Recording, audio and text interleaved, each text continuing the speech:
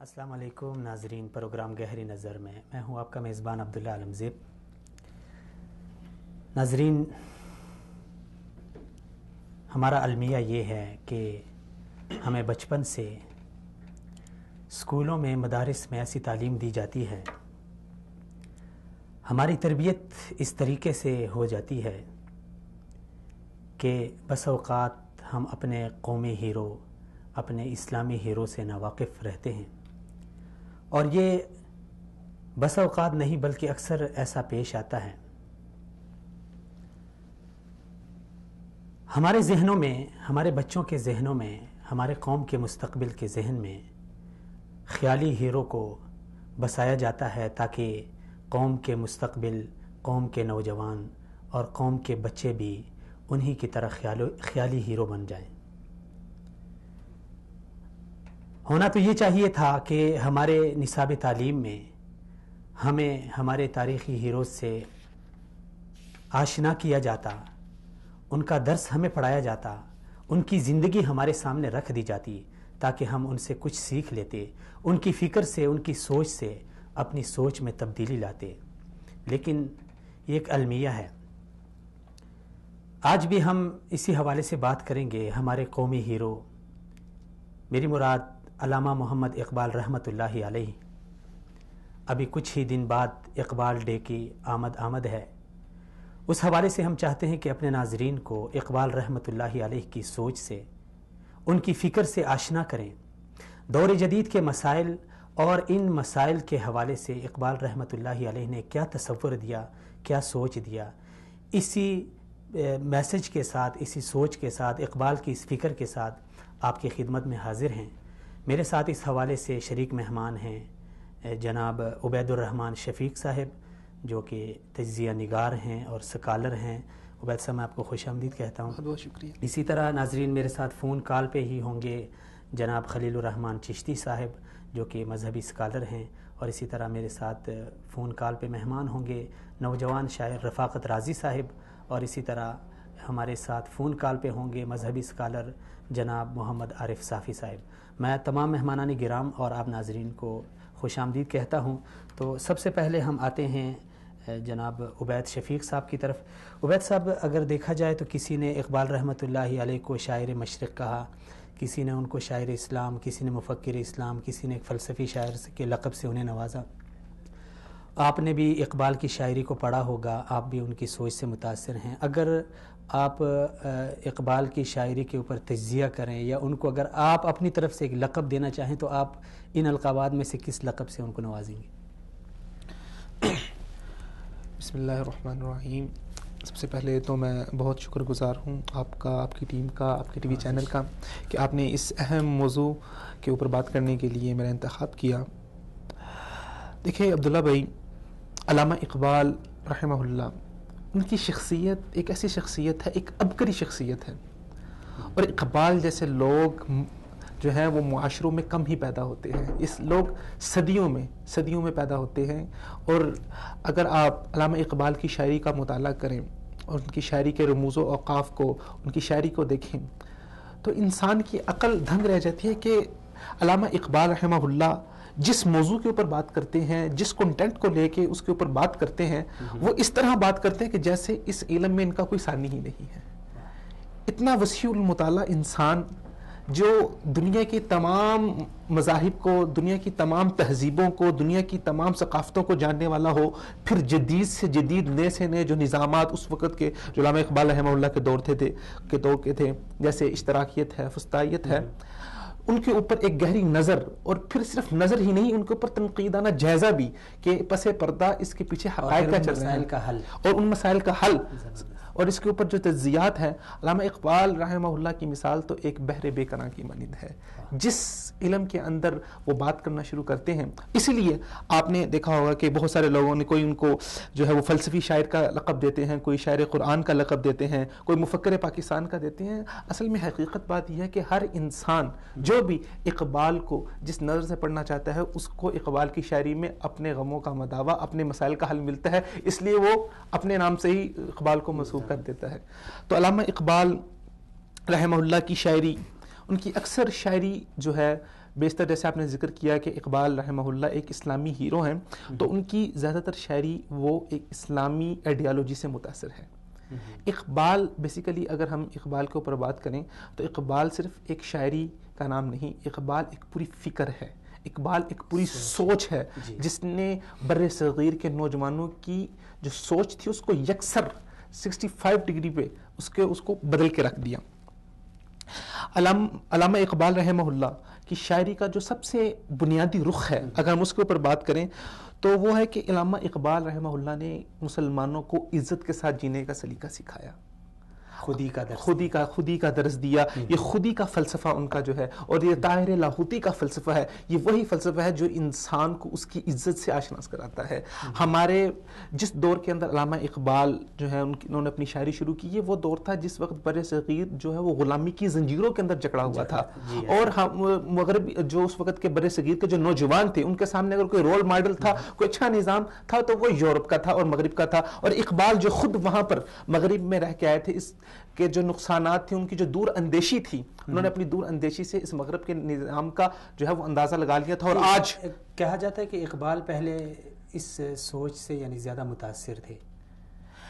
اقبال رحمہ اللہ کی زندگی کے کافی سارے فیزز ہیں، ان کی زندگی میں کافی سارے جو ہیں وہ دور آئے ہیں، لیکن جو سب سے مثبت دور ہے جب وہ یورپ میں گئے ہیں، یورپ میں جانے سے پہلے ہو سکتا ہے کہ ان کا جو نظریہ وہ اس حوالے سے مختلف ہو، لیکن یورپ میں جانے کے بعد انہوں نے اپنی دور اندیشی سے جو مغربی نظام کی خرابیاں انہوں نے جو بھانپ لی تھی، اور جو ان کو نظر آ رہا تھا کہ ہمارا نوجوان بر صغیر کا مسلمان نوجوان جو مغرب کی اندھی تقلید کے اندر اس طرح بہتا جا رہا ہے کہ جو نظام، جو تباہی آج یورپ میں دیکھیں، علامہ اقبال کی جو دور اندیشیاں تھیں اور جو انہوں نے جو پیشن گوئیاں کی تھی، آپ دیکھ لیں آج دنیا دیکھ رہی ہے مغرب کا نظام، ان کا معاشرتی نظام، ان کا فیملی نظام کس قدر تباہ ہو گیا ہے۔ اور ابھی تو لوگ مغربی نظام جن لوگوں نے مغرب کی اندھی تقلید کر کے اس نظام کو اپنایا تھا، اب لوگوں نے جب اس کے تباہ کن اثرات دیکھے اب لوگ واپس پلٹ رہے ہیں۔ اس میں ترکی کی مثال آپ کے سامنے ہے کہ ترکی یہ وہ ملک ہے جو مغرب کی تقلید میں، میں کہتا ہوں بلکہ اندھی تقلید میں سب سے پیش تھا، لیکن اب موجودہ صورتحال آج کل کی آپ تو اٹھا کے دیکھیں، انہوں نے دیکھ لیا کہ مغرب کے نظام میں،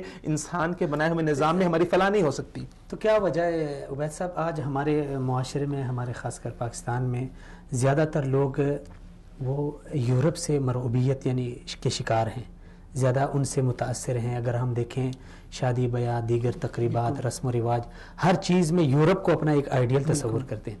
تو کیا ایسے لوگوں کے لیے اقبال نے کیا سوچ دی ہے، کیا فکر دی ہے، ان کو کیا میسیج دیا؟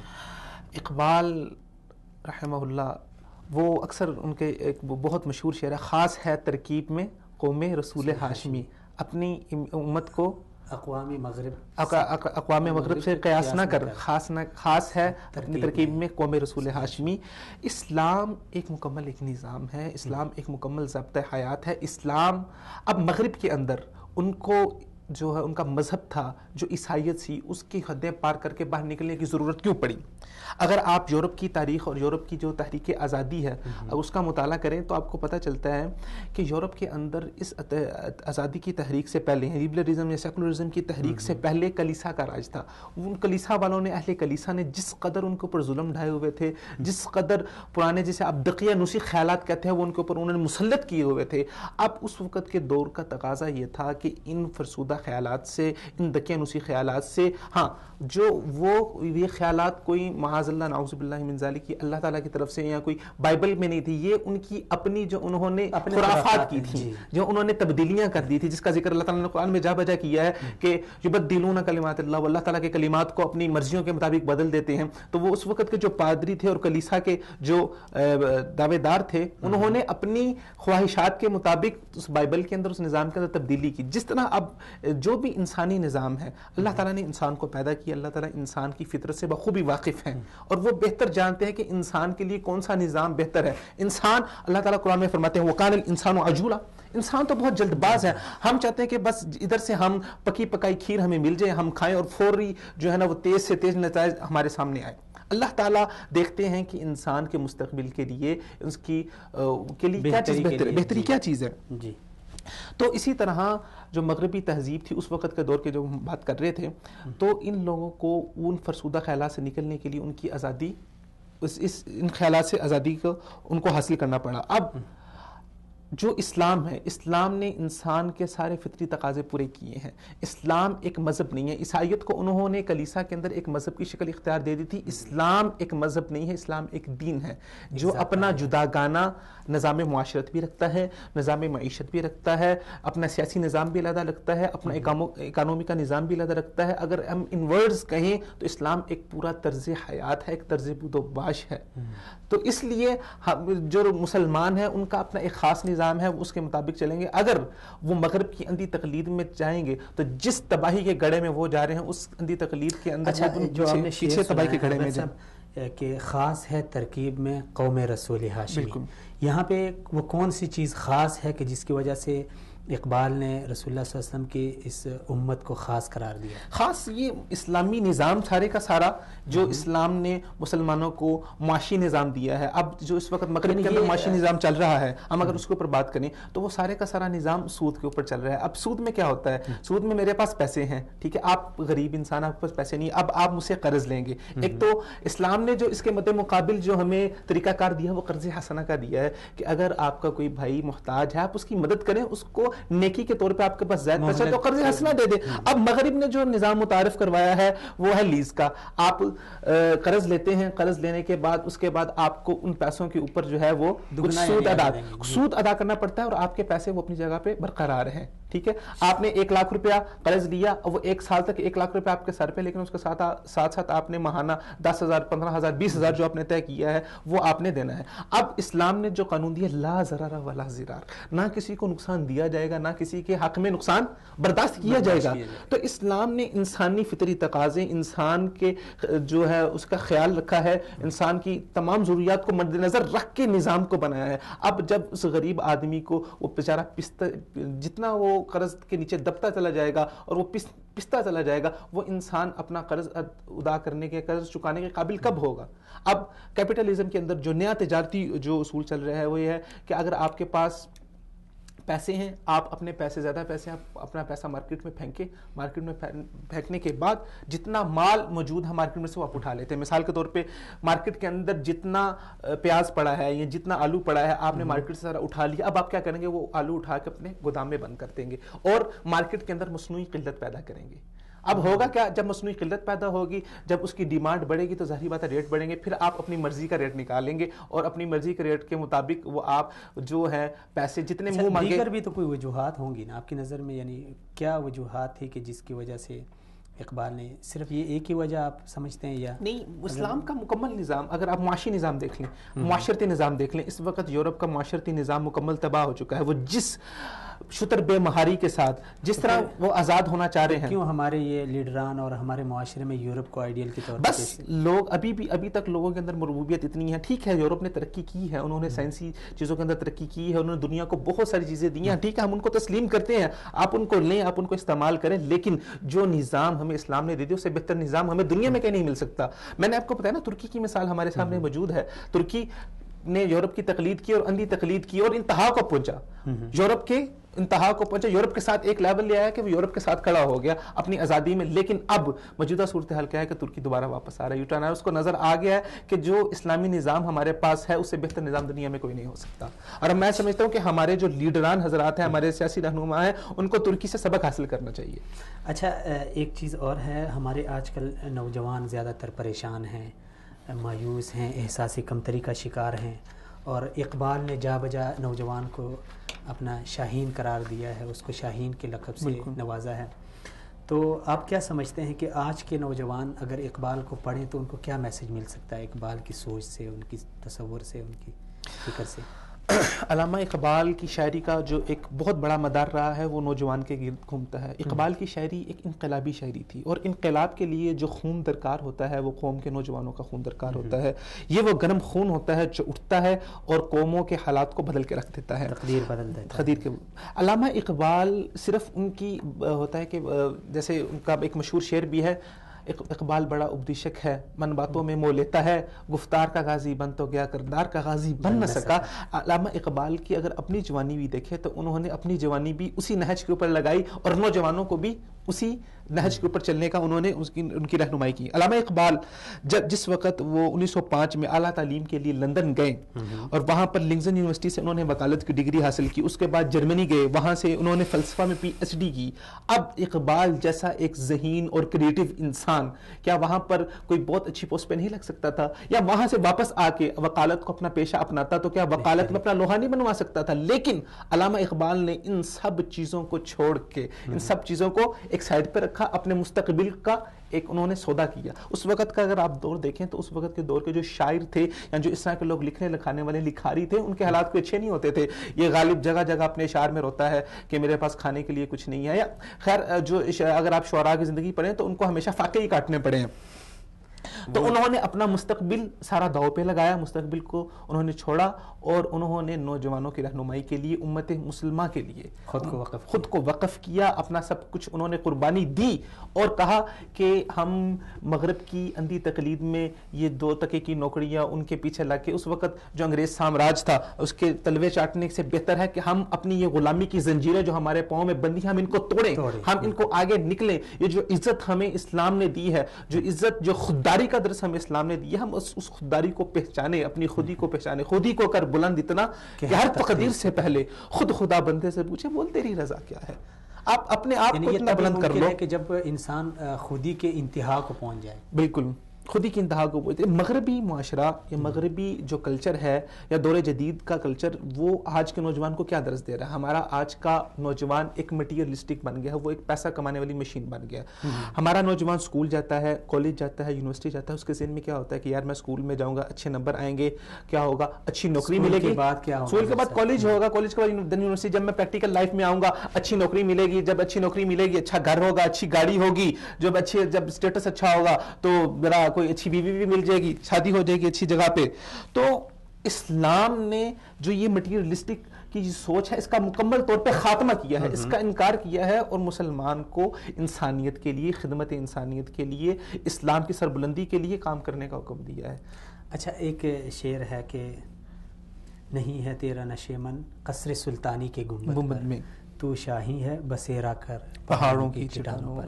یہاں پہ اقبال کیا یعنی کیا میسج دینا چاہتے ہیں؟ ایک حوصلہ دینا چاہتے ہیں یا پھر کیا, یعنی ان کا میسج کیا ہے اس شعر؟ اقبال کا یہ شعر بھی خاص کر نوجوانوں کے لیے ہے, ہماری یوتھ کے لیے ہے. نہیں تیرا نشیمن قصر سلطانی کے گنبد میں, کہ نہیں تیرا نشیمن قصر سلطانی کے گنبد میں, کہ آپ لوگ امیر لوگوں کے جو لوگ آپ کو نظر آتے ہیں بڑے بڑے, یا جو ہمارا آج کا نوجوان ہے وہ بعض دفعہ یہ ہوتا ہے کہ جمہوریت کے اندر جو ہے سیاسی رہنماؤں کے پیچھے لگ جاتا ہے, ان کی جو بات ہے اس کو کرتا ہے, اپنا نظریہ اپنی سوچ کو پس پردہ ڈال کے بس ان کے اندھی تقلید میں لگ جاتا ہے. یا اگر ہم قصر سلطانی سے مراد ہم یورپ لیں تو یورپ اس وقت جو دنیا پہ حکومت کر رہا ہے, یا امریکہ جو اس وقت حکومت کر رہا ہے, تو ہم کہ یار وہ لوگ اس وقت سکسیسفل ہیں, اچھا انہوں نے اتنی کامیابی کر لی تو ہم بھی ان کی طرح ہو جائیں. تو کہتا ہے نہیں تیرا نشیمن قصر سلطانی کے چمن, اور کسی جگہ اپنی سوچ کو محدود نہ کرو, کبھی مادیت پرستی میں نہ آؤ.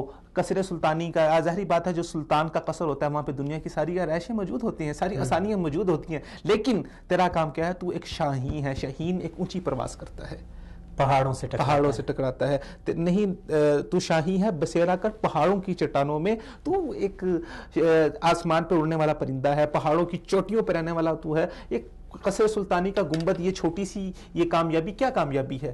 کہاں پر ایک گنبد, قصر کا گنبد, کہاں پر ایک پہاڑ کی اونچائی. آج آپ کس نظر سے دیکھتے ہیں ہمارے نوجوان نسل کو؟ مثلا پارٹی کے ایک لیڈر کو پکڑ کے اس کے اچھے بری, یعنی اچھی بات ہو بری بات ہو, اس پہ بس جان دے دیتے ہیں.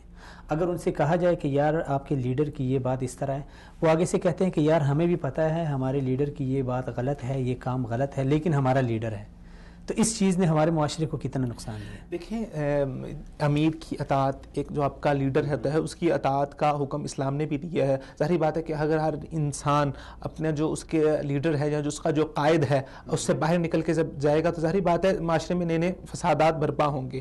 لیڈر کی بات کو تسلیم کریں, لیکن آپ کو آپ کے پاس اللہ تعالیٰ نے آپ کو عقل دی ہے، آپ کو سمجھنے سوچنے کا سلیقہ دیا ہے، جو بات آپ کو واضح طور پر نظر آ رہی ہے آپ اس لیڈر کو بتائیں، آپ اس کے سامنے احتجاج کریں کہ یار یہ بات بالکل غلط ہے، یہ امت کے لیے، یہ قوم کے لیے خطرہ ہے، چاہے جائے کہ آپ اس کی صحیح بات پہ تو سر تسلیم خم کرنا ہی کرنا ہے، لیکن اس کے ساتھ ساتھ غلط باتوں پہ بھی سر تسلیم خم کریں، یہ انصاف کا تقاضا نہیں ہے۔ اللہ تعالیٰ کا فرماتے ہو وَإِذَا قُلْتُمْ فَعْدِلُوا وَلَوْ كَانَ ذَا قُرْبَىٰ، جب بھی بات کرو تو عدل و انصاف پر مبنی بات کرو، وَلَوْ كَانَ ذَا قُرْبَىٰ، چاہے وہ بات تمہارے ماں باپ کے خلاف ہی کیوں نہ ہو، تمہارے سب سے قریبی دوست رشتہ داروں کے خلاف ہی کیوں نہ ہو، تو جب بات ہوگی عدل کی ہوگی۔ اسلام ہمیں یہ تعلیم دیتا ہے۔ اچھا، خلیل چشتی صاحب ہمارے ساتھ کال لائن پہ، ان کو لیتے ہیں۔ السلام علیکم ورحمۃ اللہ۔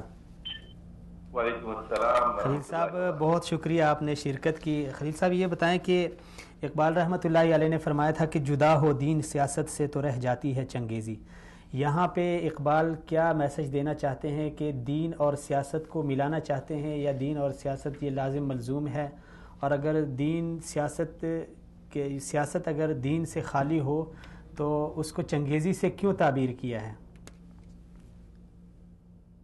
جی، یہ بہت ہی اہم موضوع ہے، اور ہمارے ہاں مسلمانوں کے اندر جو مفکر اور بڑے علماء پیدا ہوئے ہیں، جی، جیسے ابن تیمیہ اور غزالی اور وغیرہ، جی، تو علامہ اقبال بھی اسی درجے کے بہت بڑے آدمی ہیں۔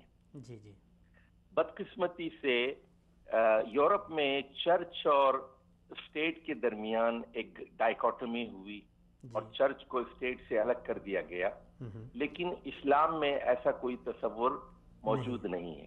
جی، یہاں چنگیزیت ایک استعارہ ہے اور ایک علامت ہے جس میں جنگ کے اندر کوئی اخلاقی اصول نہیں ہوتا، اس جنگ کے کوئی اعلیٰ مقاصد نہیں ہوتے۔ کسی انسان کو قتل کر دینا یا انسانوں کی لاشوں کا ڈھیر بنا دینا، یہ ایک چنگیزیت تو ہو سکتی ہے، لیکن اسلام اس طرح کی جنگ کا قائل نہیں۔ اسلام یہ کہتا ہے کہ جنگ وہ اللہ کے لیے ہو، فی سبیل اللہ ہو، اور اس کا مقصد دنیا سے ظلم کا خاتمہ ہے، فساد کا خاتمہ ہے، فتنے کا خاتمہ ہے، ایکسپلائٹیشن اور استحصال کا خاتمہ ہے۔ تو اگر دنیا میں جو طاقتور قوتیں ہیں، جو بڑی سپر پاورز ہیں، اگر وہ دین ان کے ہاں سے غائب ہو جاتا ہے تو پھر وہ چنگیزیت کا شکار ہو جاتی ہیں۔ تو آج ہم جو بڑی طاقتوں کو دیکھ رہے ہیں، یہ اپنے ایٹمی اسلحہ کے زور پر، اپنے جہازوں کے زور پر، اپنے ایئر کرافٹ کے زور پر، فلیٹس کے زور کے اوپر یہ دنیا پر کا استحصال کر رہے ہیں۔ عراق میں یہ بیٹھے ہوئے ہیں ظلم کر رہے ہیں، افریقہ میں یہ بیٹھے ہوئے ظلم کر رہے ہیں، اور شیشان میں یہ کر رہے ہیں، سیریا میں یہ کر رہے ہیں، اور یہاں بھی افغانستان میں آگے بیٹھے ہوئے ہیں، 40 ملکوں کی فوجیں بیٹھی ہوئی ہیں یہاں پر۔ یہ ایک استحصالی طبقہ ہے، یہ چنگیزیت ہے یہ، لیکن اسلام میں یہ اصول نہیں ہے۔ اسلام میں تو یہ بات صاف کہہ دی گئی کہ ایک انسان کو قتل کرنا پوری انسانیت کو قتل کرنے کے مترادف ہے، بلکہ قرآن نے یہاں تک کہا کہ جب بھی یہ استحصالی طبقہ جنگ کی آگ بھڑکاتا ہے، کلما اوقدوا نارا للحرب اطفأها اللہ اس آگ کو بجھا دیتا ہے۔ اللہ کو جنگ پسند نہیں ہے، اللہ کو جنگ بالکل پسند نہیں ہے، الا یہ کہ وہ انسانیت کے لیے ناگزیر ہو جائے، ضروری ہو جائے۔ تو اسی لیے ایک شوکت اور قوت اور پاور کا ہونا بھی بہت ضروری ہے۔ دین کا اصل مطلب تو پاور ہے، اللہ کی حاکمیت ہے، اللہ کی قوت قاہرہ ہے، اور ایک پورا نظام ہے، اس کو دین کہتے ہیں۔ عربی زبان میں دین، دانا یا دین و دین سے دین ہے، اس کا مطلب یہ ہے کہ اللہ کی حاکمیت اور بندوں کی محکومیت کے نظام کو دین کہتے ہیں۔ تو اس میں اگر پولیٹیکل ایلیمنٹ، انصاف کا ایلیمنٹ، سماجی عدل، معاشی عدل اگر اس کو ہٹا دیا جائے تو پھر دین میں بچتا کیا ہے؟ یا تو چنگیزیت الگ ہو جاتی ہے اور پھر رہبانیت الگ ہو جاتی ہے۔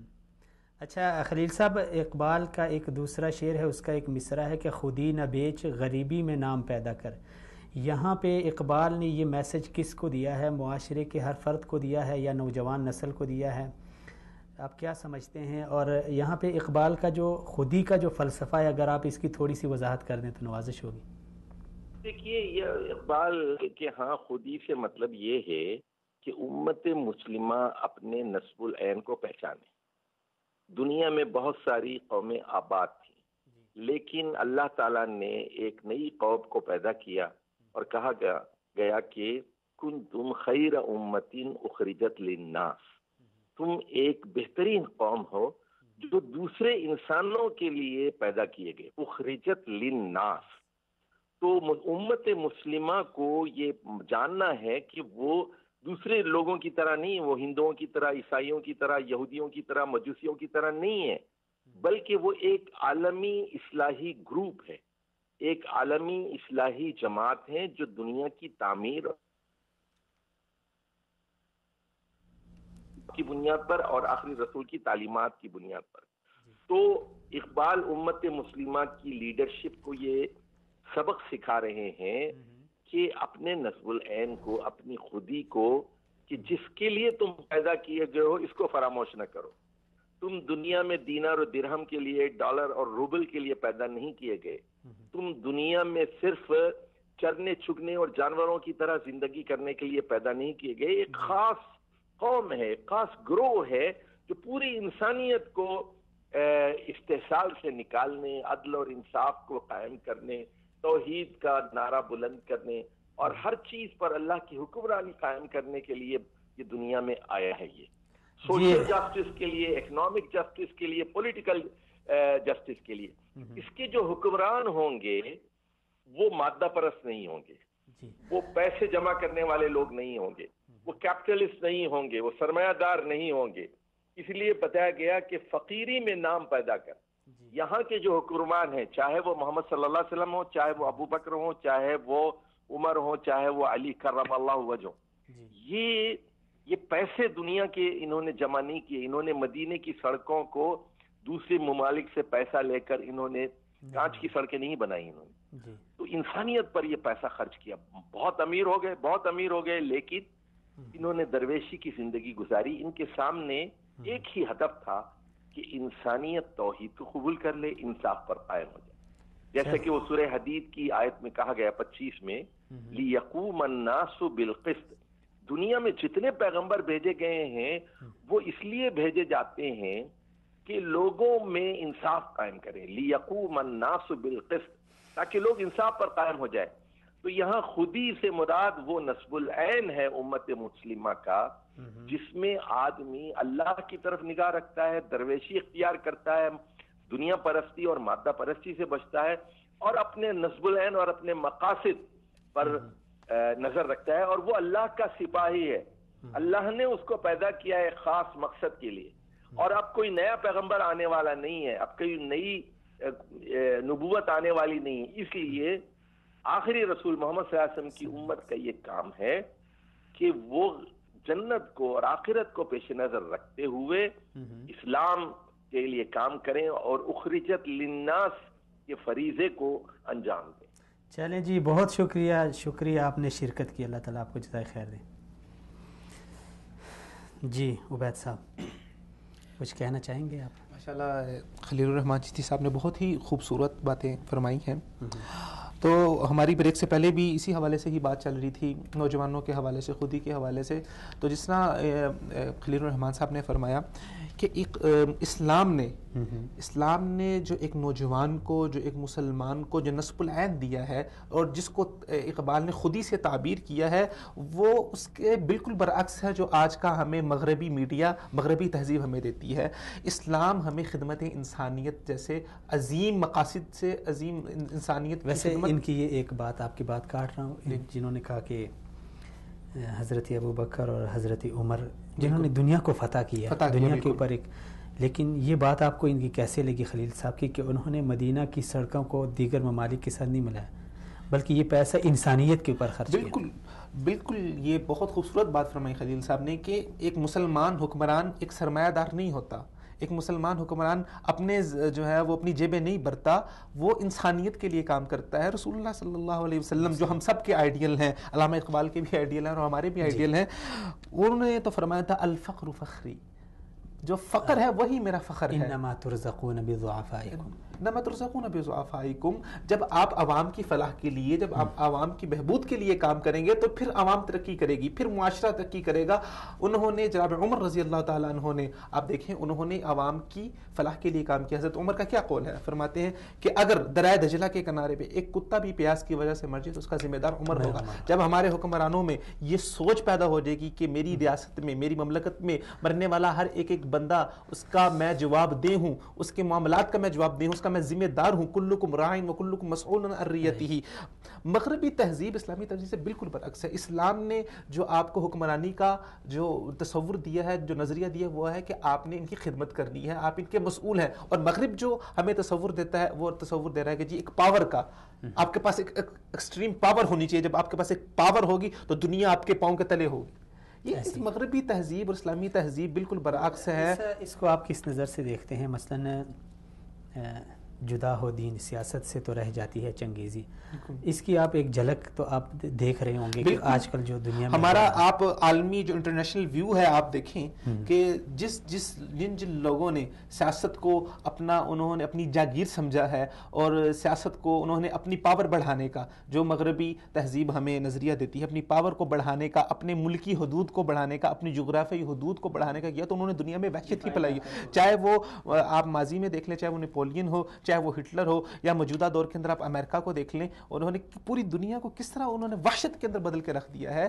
دین کے بہت خوبصورت مجھے ان کی بات لگی خلیل صاحب کی کہ جدا ہو دین سیاست سے تو رہ جاتی ہے چنگیزی. اگر آپ سیاست سے دین کو نکال دیں گے، اگر آپ دینی مقاصد کو، وہ ضروریات خمسہ، اچھا یہاں پہ بعض لوگ ہمارے، میں بات یہ مکمل کر لوں کہ ضروریات خمسہ کا جس نے اسلام نے، جو ہر انسان کے لیے اسلام نے ان کا ملحوظ رکھنا ضروری رکھا ہے کہ اس کی جان کا تحفظ کیا جائے، اس کے مال کا تحفظ کیا جائے. جب آپ یہ ساری چیزیں نکال دیں گے، اسلام کے نظریے کو نکال دیں گے، پھر صرف چنگیزیت رہ جائے گی، وحشت بربریت بچ جائے گی. دین اور انسانی فلاح و بہبود کسی دوسرے لائن میں لگا جائے گا. تو اقبال کے اس تصور سے مثلا ہمارے بعض مذہبی جماعتیں ہوتی ہیں وہ سیاست سے تھوڑی سی الگ رہتی ہے. بالکل.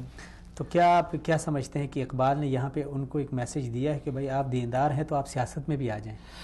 دیکھیے سیاست جو ہے نا، ہمارے جو اس وقت جو موجودہ سیاست ایک خاص ایک اصطلاح بن چکی ہے، ایک ٹرمنالوجی بن چکی ہے. یہ تو ایک سمجھ لیں کہ جو ایک شریف انسان ہے وہ اس کو اپنے لیے ایک گالی سمجھتا ہے. سیاست نہیں، جب چارہ نہیں ہے اس کے بغیر سیاست نہیں. میں آپ کو بتا دوں، سیاست جو ہے وہ ایک بہت پاک چیز ہے. سیاست ایک بہت پاکیزہ چیز ہے.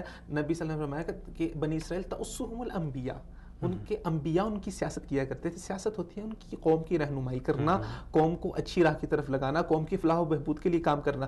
موجودہ دور میں سیاست جو شکل اختیار کر گئی ہے وہ ایک ایسی بھیانک شکل ہے، وہ ایک ایسا اتنا بڑا ایک الزام ہے جو انسان کے دامن کو داغدار کر دیتا ہے. اور یہ کس وجہ سے ہوا؟ یہ ہمارے حکمرانوں کی جو مغرب کے ساتھ اندھی تقلید ہے، اور جو ان کی خودی کا فلسفہ جو انہوں نے اقبال کا چھوڑا، جو اسلام نے دیا تھا، اور جس فلسفے کے ساتھ اقبال مسلمانوں کو جوڑنے کی کوشش کر رہا تھا، اس کو چھوڑا، اپنی ذاتیات کے اوپر آئے. تو انہوں نے سیاست کو جو ہے وہ ایک جسے کہتے ہیں کہ تماشا، اور اسے ایک بازار بنا کے رکھ دیا جہاں پر عزتیں جو ہیں وہ فروخت ہوتی ہیں، جہاں پر لوگوں کی عزتوں کے ساتھ کھیلا جاتا ہے. تو لہٰذا ہمارے جو اس وقت کے علماء ہیں ان کو چاہیے کہ وہ سیاست کا ایک نیا رخ جو اسلام نے ہمیں دیا ہے وہ رخ لوگوں کو متعارف کروائیں، لوگوں کو بتائیں کہ اصل سیاست کیا ہے، اصل رہنمائی کیا ہے، جو اسلام کا نظام، جو اسلام انسانیت کی فلاح و بہبود کے لیے، انسانیت کی کامیابی کے لیے جو اسلام نے نظام متعارف کرایا ہے وہ لوگوں کے سامنے رکھیں، اور تاکہ لوگوں کے اندر ایک تبدیلی آئے، معاشرے میں ایک تبدیلی آئے، اور ہمارا معاشرہ پھر وہی جناب عمر فاروق رضی اللہ تعالیٰ عنہ کے دور کے اندر. ابھی پاکستان کے آپ حالات دیکھیں کہ انسان رات کو اپنے گھر سے نکلتا ہے، اپنے گھر بچوں کے ساتھ نکلتا ہے تو اپنے آپ کو وہ اپنا محفوظ تصور نہیں کر پاتا. اس کو ڈر ہوتا ہے کہ کہیں دوسرا میرا مسلمان ہی بھائی آ کے مجھے لوٹ نہ لے، مجھے مار نہ دے. کراچی کی سڑکوں پہ چلتے ہیں تو آپ کو یہ خوف ہے کہ کسی جانب سے بھی کوئی گولی آ کے میرے جو ہے سینے کو چھنی کر سکتی ہے. یہ ایک اسلامی معاشرہ ہے کیا؟ اسلامی معاشرے میں اس طرح ہوتا ہے. ایک مجھے شعر یاد آ گیا کہ ان تازہ خداؤں میں بڑا سب سے وطن ہے، بالکل جو پیرہن اس کا ہے وہ مذہب کا کفن ہے. وہ مذہب یہاں پہ مذہب کا کفن، اس سے کیا مراد ہے؟ یعنی جو جس شخص کے اندر، جس حکمران کے اندر ایک وطنیت کا جو ایک مادہ اور جراثیم آ جائے، مثلا ہم ہیں اسلام تو سب سے پہلی چیز یہ ہے کہ جغرافیائی سرحدوں کا جو ہمارے ہاں تقسیم ہے اس کا کوئی تصور نہیں ہے. اقبال اسلام کا جو نظریہ ہے وہ اس میں کوئی سرحد نہیں ہے, بس مختصراً یہ. لیکن جب مثلاً اس طرح کی بات آتی ہے تو پہلے ہم کہتے ہیں کہ ہم پہلے پاکستانی ہیں بعد میں مسلمان. تو اس چیز نے ہمیں کس طرف یعنی لے کے جا رہی ہے, آپ کیا دیکھتے ہیں؟ مثلاً افغانستان کے ساتھ ہمارے تعلقات ابھی کچھ اس طرح ہو رہے ہیں کہ جو سرحدی تنازعات ہیں وہ دن بدن بڑھ رہے ہیں. اسی طرح بنگلہ دیش کے ساتھ جو صورتحال ہے وہ بھی سرحدی تنازعات کی وجہ سے جو ہے وہ کشیدگی کا. تو یہاں پہ وطنیت کو اقبال نے یہ مذہب کا کفن قرار دیا ہے, اس کی کیا وجہ ہے؟ بالکل, بہت خوبصورت بات ہے علامہ اقبال کی. اسلام دیکھیے, اسلام نے پوری امت مسلمہ کو ایک اجتماعیت کے اندر اس طرح پرویا ہے, فرمایا ہے کہ تمام کے تمام مؤمنین جو ہے ان کی مثال ایک جسم کے مانند ہے. اگر جس طرح جسم میں کسی پاؤں کے کسی بھی حصے پہ جب کانٹا چبھتا ہے تو پورے کا پورا جسم اس کے ساتھ ہوتا ہے, زبان آنسو بہا کے اس کا ساتھ دیتی ہے, منہ آہو پکار کر کے اس کا ساتھ دیتا ہے. تو یہ جغرافیائی حدیں, یہ جغرافیائی تقسیمیں, یہ تو بات کی تقسیمیں ہیں, ٹھیک ہے. وَجَعَلْنَاكُمْ شُعُوبًا وَقَبَائِلَ لِتَعَارَفُوا, ٹھیک ہے. اگر ہم کلی طور پہ ان جغرافیائی حدوں کا, ان جغرافیائی تقسیموں کا انکار کر دیں تو یہ بھی ایک جو ہے وہ کوئی اچھی جسے کہتے ہیں احمقانہ سوچ ہے کہ ہر قوم کا اپنا ایک علیحدہ ان کی تہذیب ہے, ان کی ایک اپنی علیحدہ ثقافت ہے. جب تہذیبیں ثقافتیں آپس میں ملتی ہیں تو بہت سارے مسائلوں کا شکار ہوتی ہیں, بہت سارے چیزیں مشکلات کا سامنا کرنا پڑتا ہے. تو جغرافیائی حدودیں ہیں, قبائل کے اندر اللہ تعالیٰ نے تقسیم کیا. کیوں؟ وَجَعَلْنَاكُمْ شُعُوبًا, تمہیں قومیں بنایا ہے, لِتَعَارَفُوا, صرف تعارف کے لیے, صرف اس کا تعارف سے بڑھ کے اور کوئی باہمی تعارف ہو, پتہ چلے کہ یار یہ بندہ, اس کا تعلق یہ پاکستان سے ہے, اس کا تعلق افغانستان سے ہے, اس کا تعلق فلاں ملک سے ہے, اسلامی ملک سے ہے. اب لیکن اگر ہم بات کریں نظریات کی, اگر بات کریں آئیڈیالوجی کی, اگر بات کریں آپسی اتحاد کی, تو سارے کے سارے مسلمان, چاہے وہ اس کا تعلق افغانستان سے ہے, چاہے اس کا تعلق پاکستان سے ہے, دنیا کے کسی کونے سے ہے, چاہے وہ انڈیا میں بیٹھا ہے, چاہے وہ انڈیا میں بیٹھا ہے, وہ بھی اس مسلم امہ کا حصہ ہے, وہ بھی اس جسم کا حصہ ہے جس کے اندر اگر تکلیف ہو, چاہے اس مسلمان کا تعلق فلسطین سے ہے, چاہے اس مسلمان کا تعلق شام یا موصل سے ہے, پوری دنیا کے, پوری کرۂ ارضی کے اندر, دنیا کے کسی کونے پہ بھی اگر ایک بھی مسلمان موجود ہے, اگر اس کی تکلیف, اگر جو اس کے اوپر مصائب آ رہے ہیں, اس کا درد اگر میں اپنے دل کے اندر محسوس نہیں کر سکتا تو مجھے اپنے اسلام کے بارے میں سوچنا چاہیے. تو آج کیوں ہم نہیں محسوس کر رہے ہیں, آپ کیا سمجھتے ہیں اس کی؟ یہ جو آپ نے پہلے بات کی کہ ان تازہ خداؤں میں بڑا سب سے وطن ہے, وطن پرستی نے ہمیں اس طرح جدا کر دیا, بالکل اس کے طبقات کے اندر ہمیں اس طرح تقسیم کر دیا. جو وطنیت ہے, تقسیم ہے نا, تقسیم میں جو اتحاد تھا وہ ختم ہو گیا, تو وطنیت کے اندر ہم پڑ گئے. وطنیت بذات خود, جیسے اقبال نے کہا کہ تازہ خداؤں میں خدا سب سے بڑا وطن ہے. یہ وطن ایسا خدا ہے کہ جو پیرہن اس کا ہے وہ مذہب کا. جب انسان وطنیت کے اندر, جب انسان تعصبات کے اندر آ جاتا ہے تو پھر یہ وطنیت تو چلیں, یہ تو بین الاقوامی ایک مسئلہ ہے, ہم دیکھ رہے ہیں پاکستان میں. مثلا اگر ہم کسی کو کہیں یار شام میں کیا ہو رہا ہے, تو لوگ یار شام میں ہو رہا ہے, پاکستان میں تھوڑی ہو رہا ہے, مصر میں ہو رہا ہے, عراق میں ہو رہا ہے, فلسطین میں. لیکن اس کے باوجود ہم دیکھتے ہیں ہمارے پاکستان میں مثلا بلوچ پنجابی کو برداشت نہیں کرتے, بلوچستان میں پٹھان وہ سندھی کو برداشت نہیں کرتے. تو اس کی کیا وجہ ہے؟ یعنی ایک قومیت کا, آپ اس کو ایک قومیت کا تاثر قرار دیتے ہیں یا لسانیت کا ہے, یا کیا چیز ہے یہاں؟ دیکھیں, تعصب جو ہوتا ہے نا, جب کسی قوم کے اندر جب منافرت آتی ہے, جب دھڑے بازی آتی ہے, ان کو مختلف دھڑوں کے اندر تقسیم کیا جاتا ہے, تو اس کے لیے کئی طریقہ کار اختیار کیے جاتے ہیں. اور میں سمجھتا ہوں کہ یہ جو ہمیں مسلمانوں کو وطنیت کے اندر, قومیت کے اندر جو تقسیم کیا گیا ہے, یہ ایک بہت بڑی سازش کے تحت کیا گیا ہے تاکہ کہیں مسلمان اکٹھے نہ ہو جائیں, کہیں مسلمان یکجا نہ ہو جائے. کیونکہ دنیا جانتی ہے کہ جس دن مسلمان ایک پلیٹ فارم کے اوپر اکٹھے ہو گئے, اس کے بعد دنیا کے اوپر اگر کوئی جھنڈا لہرائے گا تو اسلام کا لہرائے گا. شاہ فیصل نے, سعودی شاہ فیصل ہے, اس کو مروایا گیا, ایک سازش کے تحت مروایا گیا. کیوں وہ بھی اسی درد کو لے کے اٹھا تھا, اور وہ ایک پورا پلیٹ فارم بنا رہا تھا جس کے اوپر ایک اسلامی اتحاد ہو, پوری مسلم امہ کو ایک پلیٹ فارم پہ اکٹھا کیا جائے, پھر سازش کر کے اس کو مروا دیا گیا. تو جب تعصب کسی قوم کے اندر لایا جاتا ہے تو سب سے پہلے آپ کی نفسیات دیکھی جاتی ہے کہ ہم آپ کو کس جگہ سے ٹیکل کیا جا سکتا ہے. اگر وہ دیکھے کہ یار یہ انسان ہے, اگر مسلمان ہے, جو پاکستان کے اندر بھی مسلمان بس رہے ہیں, اب ظاہری بات ہے وہ سارے تو پاکستان ہے, پاکستانیت کی حد تک تو سب ایک پلیٹ فارم کے اوپر اکٹھے ہیں, اب ان کے اندر بھی پھوٹ کیسے ڈالی جائے. اب ان کے اندر پھوٹ ڈالنے کے لیے وہ کہتے ہیں کہ جی یہاں پر آپ جو ہے نا وہ لونیت یا طبقات کو لے کے آئیں, یہ جی یہ بلوچی ہے, یہ پٹھان ہے, یہ پنجابی ہے. اچھا پھر اس کے بعد کہتے ہیں اس سے بھی آگے چلے جائیں. کیا سمجھتے ہیں اس نے ہمارے ملک میں کتنا نقصان کیا؟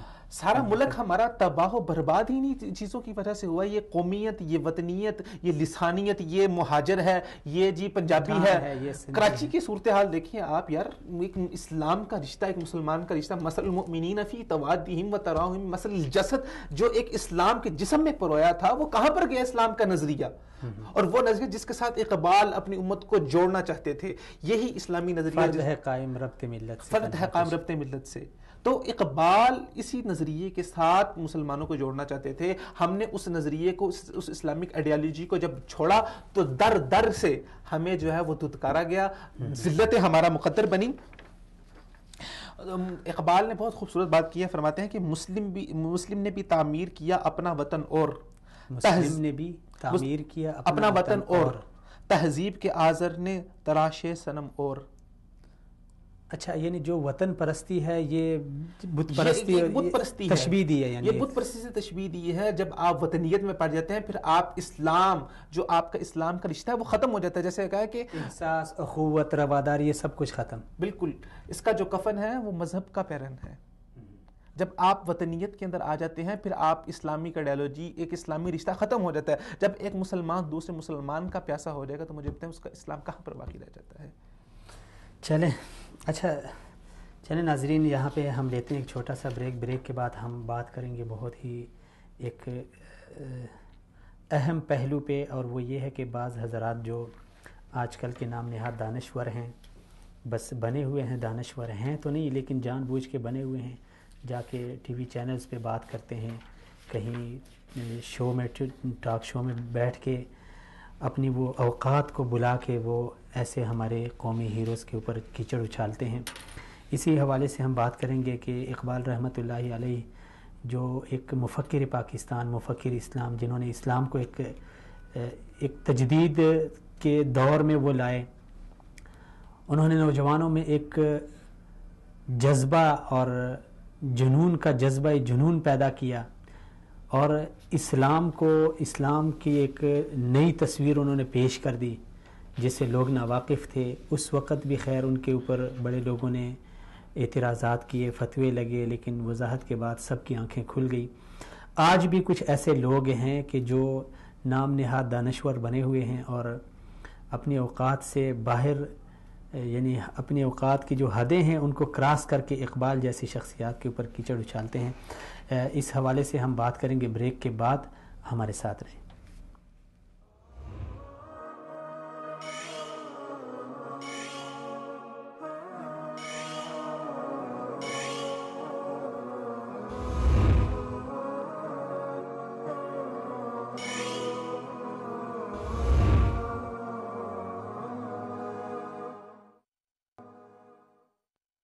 ویلکم بیک ناظرین, ایک بار پھر آپ کو خوش آمدید. بریک سے پہلے میں نے عرض کیا تھا کہ بعض نام نہاد دانشور بنے ہوئے ہیں نہیں ویسے بنے ہوئے ہیں, وہ اپنی اوقات سے بڑھ کر ہمارے قومی ہیروز ان کے اوپر کیچڑ اچھالتے ہیں. تو یہاں پہ ہم دیکھتے ہیں ایک چھوٹا سا ویڈیو کلپ, اس کے بعد جو بھی تبصرہ ہوگا اس کے اوپر جو بھی تجزیہ ہوگا عبید صاحب اس کے اوپر تجزیہ کریں گے. بات کر رہے ہیں علامہ اقبال کے فلسفے. کون سا فلسفہ بھائی؟ مسلمان کا پہلا اور آخری فلسفہ قرآن پاک ہے اور سیرت ہے, آقا کی زندگی, قرآن, ختم. اس کے بعد ضرورت نہیں رہ جاتی کسی کی. اقبال کو سمجھنے کے لیے تو واقعی جو خاص طور پہ اس کا فارسی کلام ہے اس کو تو فارسی آنا ضروری ہے. وہ دین کے بارے میں تو کہا گیا کہ تمہارے لیے سہل کر دیا گیا. یہ زندگی برباد ہی مسلمانوں کی اس طرح کے لوگوں نے کیا. مسلمانوں میں کوئی ہیرو نہیں ہے, ایک رول ماڈل نبی کریم کی ذات قرآن ہے. ایک اچھی شاعری ہے, لڑا دے ممولے کو شہباز سے. کدھر لڑا دے ممولے کو شہباز سے؟ ممولہ خالق کائنات نے شہباز کو اور طریقے سے ڈیزائن کیا. ممولہ اس لیے ڈیزائن نہیں کیا تھا, یہ شعری مبالغہ ہے. مطلب شاعر جتنا بھی بڑا ہو، اسلام میں تو ویسے ہی کوئی شاعری کی گنجائش نہیں ہے، تو اس کو اتنا زیادہ آؤٹ آف پروپورشن. اور ایک اور بات کہ یہ چونکہ اقبال کو نہیں سمجھا گیا، تو اقبال سے بہت پہلے ذلت کا کاروبار، نیشن سٹیٹ کا جو کانسیپٹ ہے، اس کے بعد تو برادر اسلامی ملک یہ وہ ویزے لے کے آ رہے ہیں، پاسپورٹ یہاں، یہ کوئی ایک ہے مسلم حرم سے پاس بند، یہ عجیب و غریب کاروبار. حقائق بالکل کچھ اور بتا رہے ہیں. دوسری بات یہ ہے کہ اگر یہ اتنا ہی بڑا یہ بوں ہے تو یوں ہے. میں تو شاعر مشرق بھی کہتے ہوئے مجھے تو کوفت ہوتی ہے، چونکہ مشرق میں چائنیز جیسی خوفناک سویلائزیشن ہے، ان کے اپنے اتنے بڑے برینز ہیں، اس میں جیپنیز بھی شامل ہیں. اور مشاہیر کی ڈیفینیشن کیا ہے؟ کامران آپ ایک بات ذہن میں رکھیں، جی مشاہیر صرف وہ ہوتے ہیں جو بنی نوع انسان کی اجتماعی صورت گری کریں. یہ بیچارے لوکل قسم کے، مقامی قسم کے، ہوم میڈ ٹائپ مشاہیر ہیں، اور ہم نے ان کو بہت ضرورت سے زیادہ سر پہ چڑھایا ہے. ویسٹ نے یہ کیا، ویسٹ نے وہ کیا، ایٹم بم بنایا، بندے مار دیے. اور سیکنڈ ورلڈ وار میں اگر ایٹم بم استعمال نہ ہوتا، زیادہ اموات ہوتی. وہ جنگ رکنے کا نہ.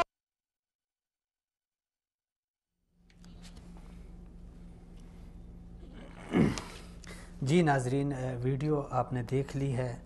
یہ ہمارے دانشور ہیں جو آج کل ان کا بہت ہی چرچا ہے ٹی وی چینلوں کے اوپر.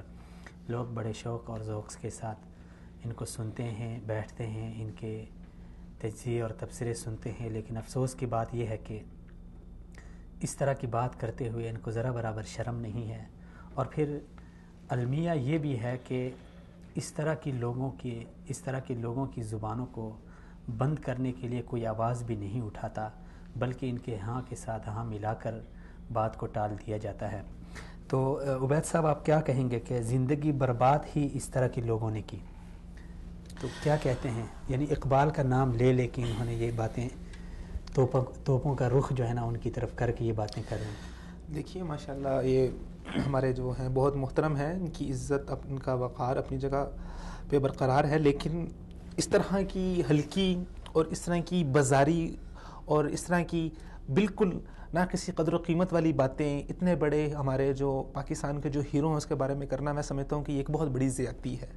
میں ان کی طرح جس طرح کہ انہوں نے جو بازاری زبان استعمال کی ہے، میں ان کے بارے میں اس طرح کی زبان تو استعمال نہیں کرنا چاہتا، لیکن کچھ حقائق ہیں جو میں ان کو بتانا چاہتا ہوں کہ اگر انہوں نے مطالعہ کیا ہوتا، اقوام کا مطالعہ کیا ہوتا، اقبال کو پڑھا ہوتا، تو کبھی وہ اس طرح کی باتیں نہ کرتے.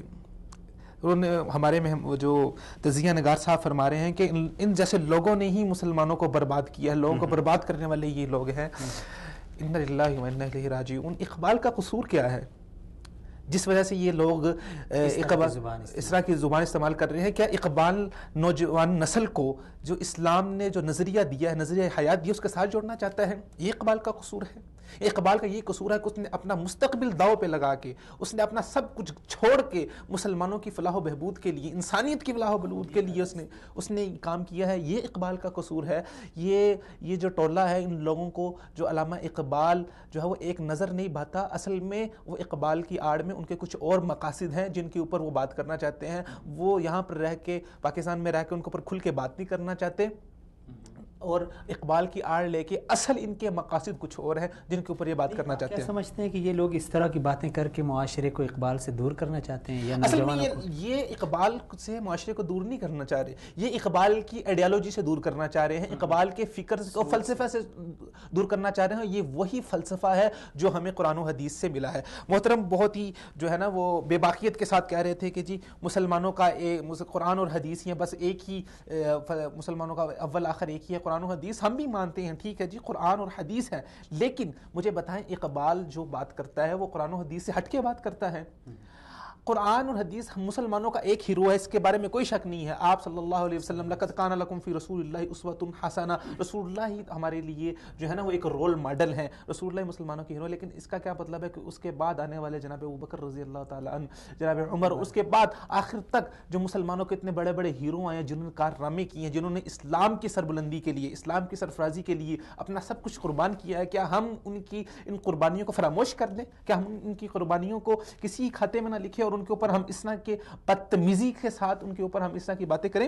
اور جو انہوں نے قرآن و حدیث والی بات کی ہے، دیکھیے رسول اللہ نے فرمایا کہ العلماء ورثۃ الانبیاء، ٹھیک ہے، آپ صلی اللہ علیہ وسلم اس دنیا میں آئے، ایک پیغام لے کے آئے مسلمانوں کی فلاح و بہبود کا، اسلام کا پیغام، اسلام کا پرچم عام کرنے کے لیے لائے، اب وہ چلے گئے۔ اب ان کے بعد العلماء ورثۃ الانبیاء، علماء ان کی وراثت کو آگے لے کے چلتے ہیں، اس کی جو آپ وسلم کی وراثت ہے، دین کی وراثت ہے، اس کو آگے لوگوں تک پہنچاتے ہیں۔ ہم کب کہہ رہے ہیں کہ یار آپ اقبال کی سوچ کو مانیں، آپ اقبال کی فکر کو مانیں؟ اقبال تو صرف ایک ذریعہ ہے جو قرآن و حدیث کے ساتھ آج کے نوجوانوں کو کیا کر رہا ہے، ملانا چاہ رہا ہے۔ کیوں اقبال کی ہم کیوں تعریف کریں؟ اس لیے کہ اقبال نے جو سکہ رائج الوقت تھا، جو اس وقت کے لوگوں کی زبان تھی، جو لوگ اس کو سمجھتے تھے، جو لوگ اس سے موٹیویٹ ہوتے تھے، جس کی وجہ سے لوگ زیادہ سے زیادہ اسلام کی طرف مائل ہو سکتے تھے، اس نے اس ذریعے کو اختیار کر کے لوگوں کو قرآن و حدیث سے ہی جوڑا ہے۔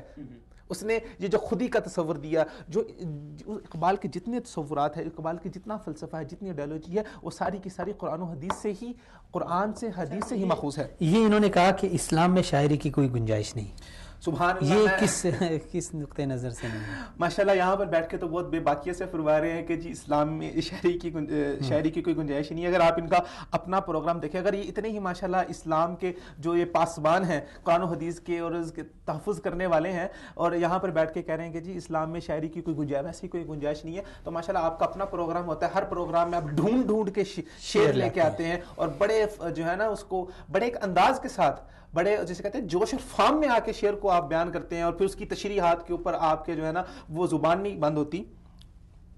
تو آپ یہاں پر بیٹھ کے یہ بات کر رہے ہیں کہ جی اسلام میں ویسے شعر کی گنجائش نہیں ہے، تو یہ ساری ڈپلومیسی، جیسے میں نے آپ کو کہا، یہ سارے کا سارا اصل میں ان کا ہدف اقبال نہیں ہے، اصل وہ سوچ ہے، اصل وہ فکر ہے۔ یہ سب وہ لوگ ہیں، یہ سب وہ لوگ ہیں جو چاہتے ہیں کہ یہ اسلامی نظریات، اسلامی سوچ، اسلامی فکر کسی طرح سے معاشرے میں نہ پھیل جائے۔ ان کو پتہ ہے کہ اقبال کی سوچ اگر آج کے نوجوان میں آ گئی تو ہمارا نوجوان جو ہے وہ بالکل جو ہے وہ شاعر مشرق کہتے ہوئے مجھے کوفت ہوتی ہے، تو کیا تکلیف ہے؟ یعنی ان کو اقبال سے کیا تکلیف ہے؟ اصل میں ان کو جو سب سے بڑی تکلیف ہے، جس کا انہوں نے آخر میں بیان بھی کر دی ہے کہ ایک ہوں مسلم حرم کی پاسبانی کے لیے وہ، اب کیا کہوں میں ان کے بارے میں کہ کس طرح کے وہ الفاظ بیان کر رہے ہیں۔ میری واللہ میں زبان اس بات سے قاصر ہے کہ میں ان کے الفاظ کو دہراؤں، میں اس بات کو صحیح نہیں سمجھتا کہ ان کے الفاظ کو بھی ان کے نام سے میں دہراؤں۔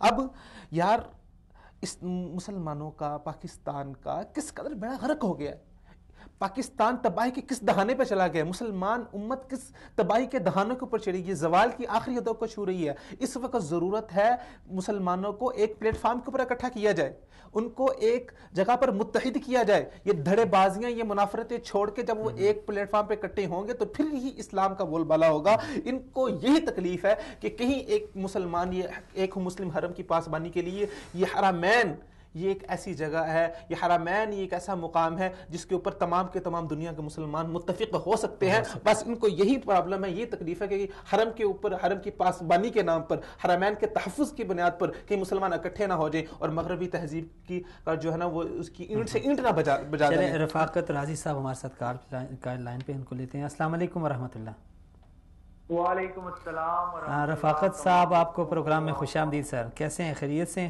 آپ کا بھی بہت شکریہ، الحمدللہ، اللہ پاک کا شکر ہے جی۔ سب سے پہلے تو میں عرض کروں کہ آپ بھی ماشاءاللہ شاعر ہیں اور نوجوان ابھرتے ہوئے شاعر ہیں، تو اقبال سے آپ کی شاعری کتنی متاثر ہے، یا اقبال کی سوچ سے آپ اپنے شاعرانہ انداز میں کتنے متاثر ہیں؟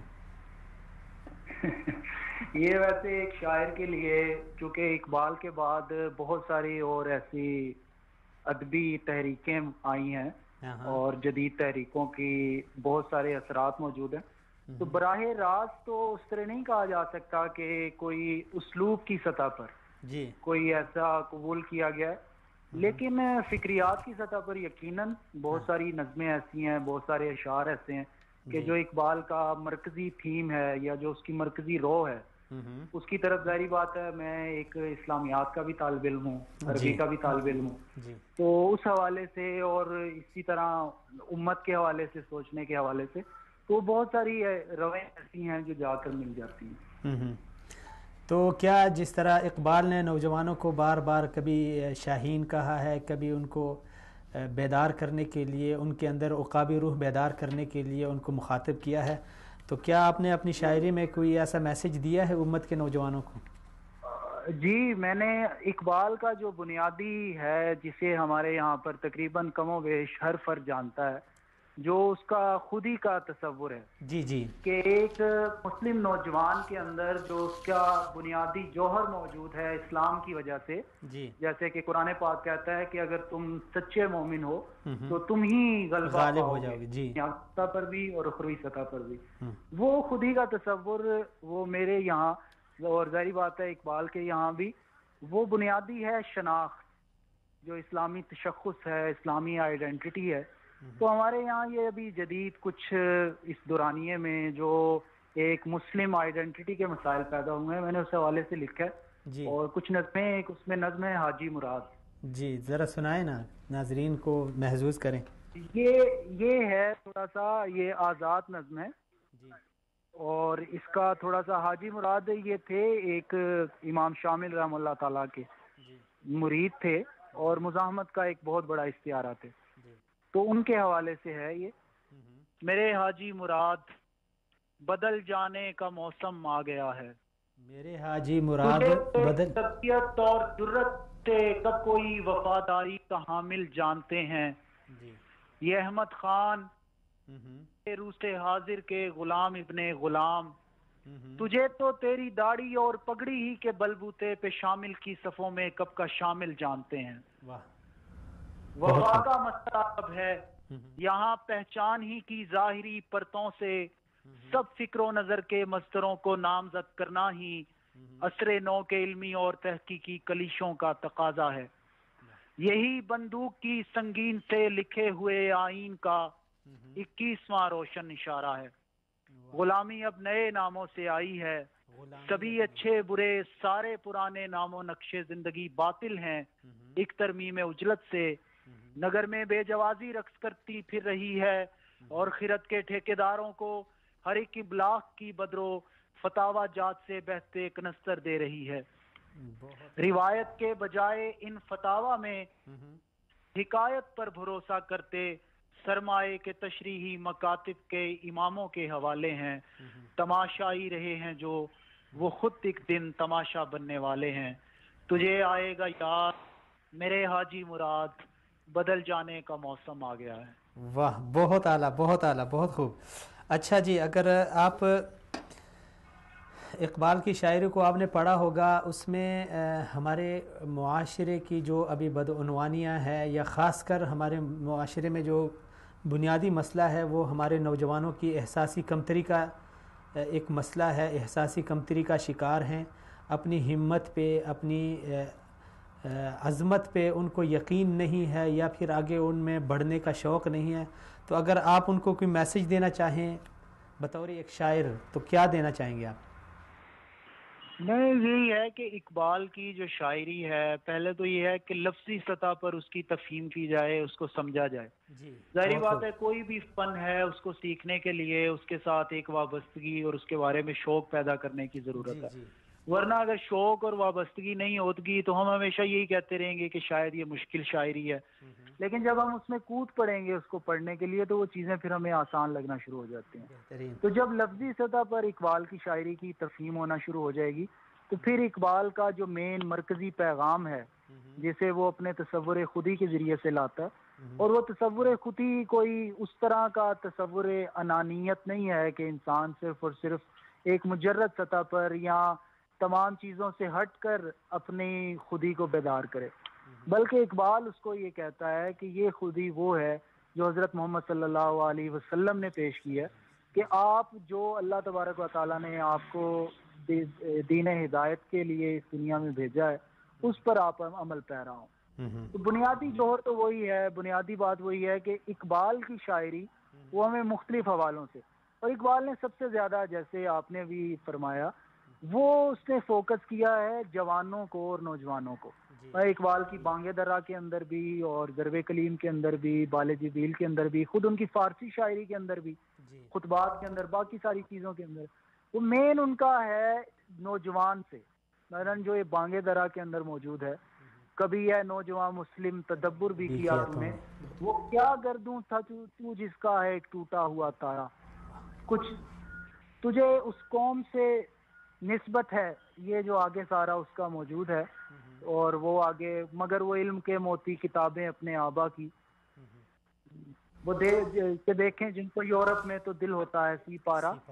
یہ سارے کا سارا جو اقبال کا ہے یہ اگر اس کو ہم سامنے رکھیں, اور اقبال نے جو اپنی شاعری کے اندر تصور اقتصادیات اسلام کی معاشیات کے حوالے سے پیش کیا ہے, جو تصور سیاست پیش کیا ہے, اور جو تصور خلافت پیش کیا ہے, یہ اگر ہم اس کو سارا رکھیں تو میرا خیال میں بہت سارے مسائل ہمارے حل ہو سکتے ہیں.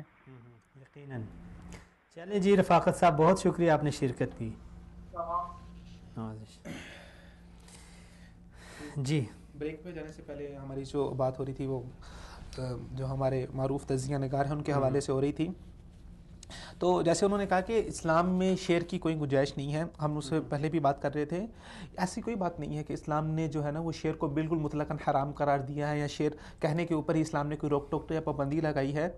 مذموم شاعری جو شاعری جس کے اندر مبالغہ اتنا ہو کہ جو حد سے بڑھ جائے, جس کا حقیقت کے ساتھ کوئی تعلق نہ ہو, وہ معاشرے میں بگاڑ پیدا کرے, اس کے بارے میں اسلام نے روک تھام کی ہے. ادروائز رسول اللہ صلی اللہ علیہ وسلم نے خود حضرت حسان بن ثابت رضی اللہ تعالیٰ عنہ کو حکم دیا تھا کہ آپ شعر پڑھیں. جب وہ کفار آ کے آپ صلی اللہ علیہ وسلم کی ہجو کر رہے تھے اشعار کے اندر, تو آپ نے حسان بن ثابت رضی اللہ تعالیٰ عنہ کو کھڑا فرمایا, کہا کہ ان کا کھڑا ہو کے ذرا شاعری میں جواب دیں.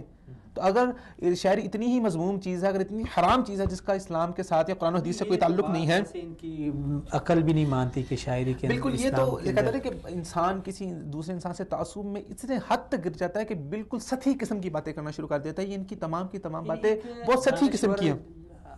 اگر ہیں یا نہیں ہیں, اپنے آپ کو دانشور کہلاتے ہیں یا بعض لوگوں کی نظر میں دانشور ہیں, اگر وہ اس طرح کے سٹیج پہ جا کے اس لیول کی بات کریں گے تو میرے خیال میں یہ وہ چاند کی طرف سورج کی طرف تھوکنے والی بات ہے. چمکتا دھمکتا سورج ہے جو انسان اس کی جانب منہ کر کے تھوکے گا, وہ تھوک اس کے منہ کے اوپر ہی آئے گا. میں کہتا ہوں میں اگر ان میں اتنی ہمت ہے تو اصل بات کے اوپر آئیں, اقبال کے کندھوں پہ رکھ کے بندوق نہ چلائیں, جو بات کرنا چاہتے ہیں اصل ڈائریکٹ بات کریں کہ یار ہمیں اس آئیڈیالوجی کے اوپر, ہمیں اسلام کے اس نظریے کے اوپر ہمیں اختلاف ہے, اختلاف اس کے اوپر بات کریں. اقبال کے معصوم کندھوں کو کیوں استعمال کیا جا رہا ہے؟ پھر جو انہوں نے بات کہی کہ مجھے تو اس کو شاعر مشرق کہتے ہوئے بھی جو ہے مجھے کوفت ہوتی ہے, یہ تو لوکل قسم کے شاعر ہیں.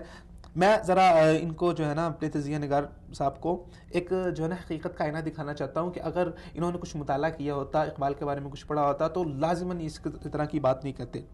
علامہ اقبال نے اردو شاعری کو ایک نئے دور سے انہوں نے واقف کروایا. اقبال سے پہلے جو رجحانات اقبال نے اردو شاعری کے اندر اس نے واقف کروایا, آگے ہم انشاءاللہ اس کے اوپر تفصیل بھی بات کریں گے, وہ رجحان اس سے پہلے اردو شاعری کے اندر موجود نہیں تھے. اور اس کے بعد پھر علامہ اقبال کے کلام کی جو ندرت ہے وہ اس قدر ہے, اس کا امتیاز اس قدر ہے کہ صرف پاکستان میں نہیں ہے, اس وقت جو برصغیر انڈیا کے اندر, ہند کے اندر نہیں, ان کا کلام پاک و ہند بلکہ ایران, افغانستان, امریکہ, انگلینڈ, جرمن, فرانس, رشیا, عرب, سعودی عرب وغیرہ اس جیسے ممالک میں بھی بہت قدر کی نگاہ سے دیکھا جاتا ہے. جن کو یہ لوکل قسم کے شاعر کہہ رہے ہیں, ان کا جو لو ہے پوری دنیا نے مانا ہے, انہوں نے پوری دنیا میں اپنے آپ کو منوایا ہے.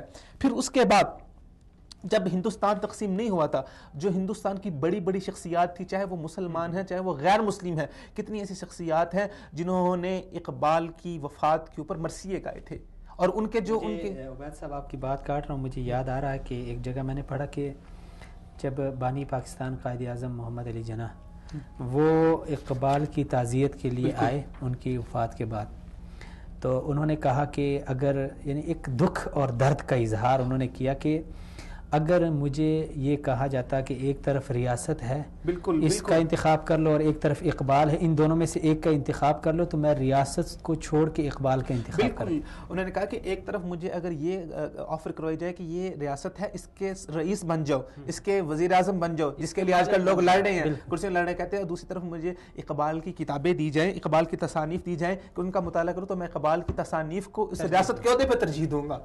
یہ پوری ایک فہرست میرے پاس موجود ہے. جسٹس امیر علی, شمس العلماء مولوی سید علی بلگرامی, سر شیخ عبد القادر, مولانا غلام رسول مہر, نواب بھوپال حمید اللہ خان, سیٹھ محمد جمال، اس کے بعد سر محمد اسماعیل، مہاراجہ کشن پرشاد، سر اکبر حیدرآبادی، نظام حیدرآبادی، ڈاکٹر عبداللہ چغتائی، سر سید احمد خان کے پوتے جو ہیں سر راس مسعود، اس کے بعد سر سکندر حیات، لالا لجپت رائے، اس کے بعد ڈاکٹر لمحہ حیدرآبادی، اس کے بعد لنسی جو گورنر پنجاب تھا اس دور میں، پھر سرند سنگھ مجیٹا، منوہر لال چودھری، سر چھوٹو رام، میاں عبدالحی، جسٹس عبدالرشید، جسٹس محمد دین، جسٹس بخشی، ان ایک چند، اس کے بعد صرف جواہر لال نہرو، مہاتما گاندھی جیسے لوگوں نے اقبال کی تعریف کی ہے. یہ ایک پوری اتنی لمبی فہرست ہے. اگر میں ان لوگوں کی باتیں آپ کے سامنے پیش کرنا شروع کر دوں تو اس کے لیے بہت سارا وقت درکار ہے, لیکن میں اس میں سے جو بہت ہی اہم باتیں ہیں وہ میں آپ حضرات کے ساتھ شیئر کرنا چاہوں گا.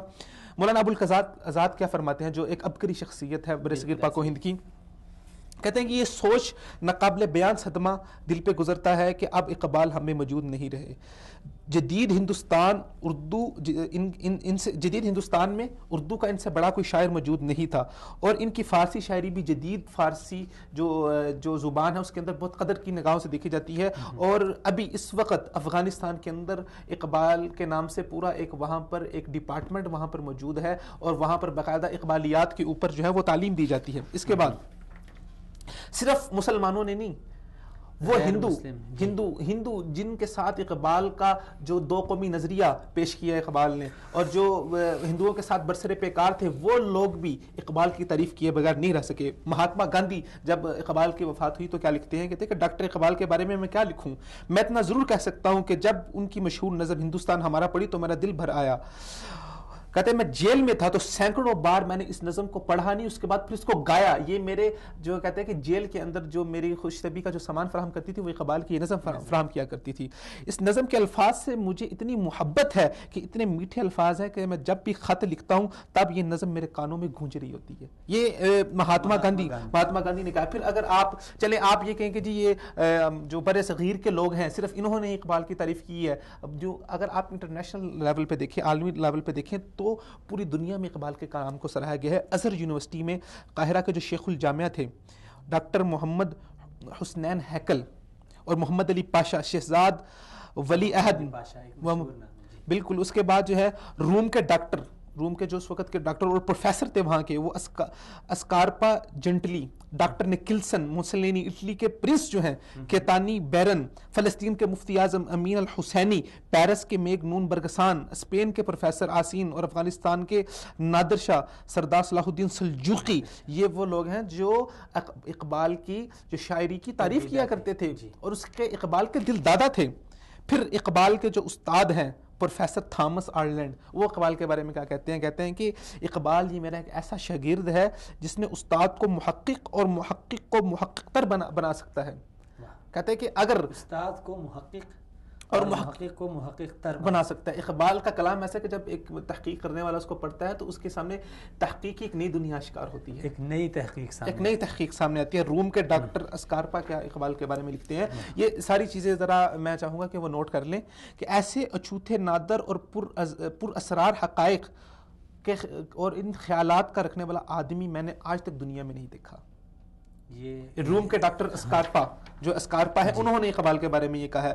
پھر موسولینی خاص طور پر ڈاکٹر اسپارکا کے ذریعے یہ ایسا بندہ تھا کہ جو اقبال سے شدید ملنے کی چاہت رکھتا تھا, اور ڈاکٹر اسکارپا کی وساطت سے ہی پھر جو ہے وہ اقبال سے ان سے ملاقات ہوئی. اور دیگر دنیا کے مشہور فلسفی مفکر برسگان ہیں, ان کی جب وہ لکھتے ہیں اقبال کے بارے میں تو ان کے جو ہے وہ قلم رکنے کا نام نہیں لیتا. تو یہ دنیا کے بڑے بڑے فلسفی, دنیا کے بڑے بڑے مفکر, دنیا کے بڑے بڑے دانشور, آپ ان کے سامنے آپ کا کیا مقام ہے, ان لوگوں نے اقبال کو سراہا ہے. ذرا ایک دفعہ اقبال کو پڑھیے, اور اس کے بعد اقبال کا کلام, اس کی کتنی مقبولیت ہے دنیا کے اندر, عربی زبان کے اندر, عراق کے اندر, فرانس کے اندر, اٹلی کے اندر, اس کے بعد اٹالین زبان میں اس کے کتنی پوری کتابوں کے ترجمے ہوئے ہیں. لوگ چاہتے ہیں اس کی کتابوں کو. نہیں, میرے خیال میں یہ کسی سوچی سمجھی سازش کے تحت یہ اس طرح یعنی ہمارے دانشور بیٹھ کے ہمارے معاشرے کو ہمارے ہیرو سے متنفر کر رہے ہیں. یہاں پہ عبید صاحب ہم صافی صاحب کو کال پہ لے رہے ہیں. اس کے بعد السلام علیکم ورحمۃ اللہ. السلام علیکم صافی صاحب.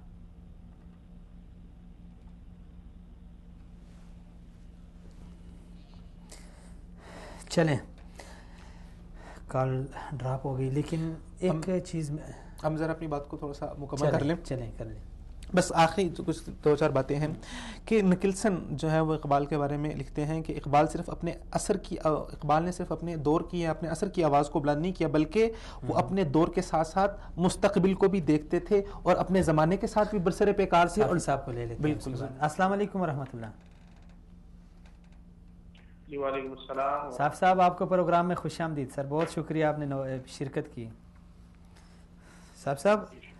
صاحب آپ دیکھ رہے ہیں عالمی اسلام کی جو حالت ازار ہے، مسلمانوں میں اتفاق اور اتحاد اور فرقہ. اگر ہم اپنے معاشرے کو دیکھ لیں، اپنی مملکت کو دیکھ لیں، تو وہاں پہ بھی حالت تشویشناک ہے. تو کیا سمجھتے ہیں کہ اقبال نے چلیں وہ کال پھر ڈراپ ہو گئی، بات جاری رکھیں. اس کے بعد نکلسن کے بارے میں ہم بات کر رہے تھے. نکلسن کا ایک شاگرد اس کا جانشین تھا آرتھر آربیری. اس نے اقبال کے اشعار کو اور اس کی جو تخلیقات ہیں اس کو انگریزی کے اندر اس نے جو ہے نا وہ 1947 میں اس نے اس کا ترجمہ کر کے اس کے بعد شائع ہوئی. پھر اس کے بعد آرتھر بیری نے جو ہے شکوہ اور جواب شکوہ اور جوید نامہ کا بھی اس نے جو ہے نا انگلش میں ترجمہ کیا اور وہاں پر بہت مقبول ہے. پھر اس کے بعد جو ان کی فارسی کی کتابیں ہیں اس کو بھی انہوں نے جو ہے نا وہ اطالوی قالب میں ڈھالا. پھر اس کے بعد یورپ کی دوسری اہم جو زبان ہے وہ دلندریزی ہے، اس میں بھی جوید نامہ کی نثر کا ترجمہ ہوا ہے. پھر اس کے بعد فرانسیسی ترجمے ہوئے ہیں. جو وہاں کے فرانس کے جو مشہور مستشرق ہیں میسیونز، انہوں نے اس اقبال کا کلام ہے اس کا فرانسیسی میں ترجمہ کیا. پھر آخر میں جو ہے بون یونیورسٹی کے جو ماہر اسلامیات ہیں پروفیسر انامری شمل، انہوں نے اقبال کی بعض تخلیقات کا ترجمہ جرمن زبان میں کیا ہے. تو یہ اقبال کا ایک پورا فیم ہے. دنیا اقبال کو جانتی ہے، دنیا اقبال کے کلام کی دل دادا ہے، اس کے باتوں کو تسلیم کرتی ہے. یہ کل کے لوگ اٹھ کے اقبال کے اوپر جو ہے وہ اس طرح باتیں کر رہے ہیں. بالکل اپنے ان کو. السلام علیکم صافی صاحب. بہت شکریہ جی آپ نے شرکت کی. یہ بتائیں کہ ابھی جو عالمی اسلام کی حالت ازار ہے اور پھر خاص کر ہماری مملکت خداداد پاکستان کی جو حالت ازار ہے ایک اتفاق اور اتحاد نہ ہونے کے برابر ہے.